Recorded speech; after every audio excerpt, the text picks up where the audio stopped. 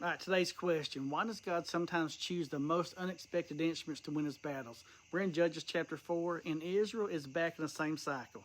After Ehud dies, they fall into sin, and God allows them to be oppressed by Jabin, the king of Canaan. His commander, Sisera, has 900 iron chariots, a war machine that terrifies Israel. And then God raises up Deborah. She's a prophetess, and she's the only female judge in the book. And she calls for Barak and tells him God's command.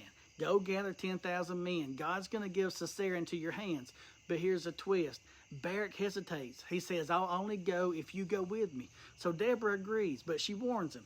Because of this, the honor won't be yours. The Lord will deliver Sisera into the hands of a woman.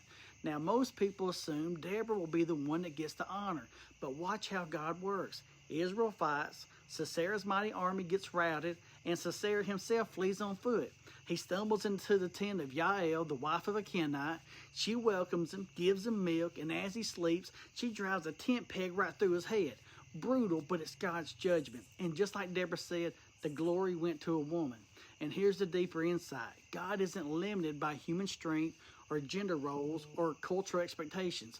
He uses Deborah's wisdom, Barak's hesitant faith, and Yael's courage to accomplish his plan. And that tells us something powerful.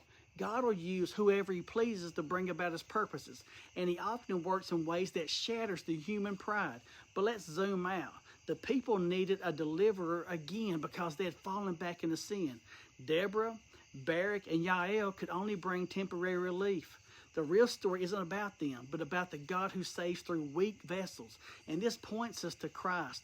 On the cross, God used the most unexpected instrument of all, an execution device for criminals, to bring ultimate victory over sin and death. So why does God choose the unexpected?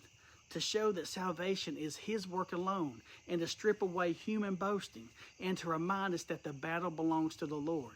So keep reading your Bible, and don't be dumb.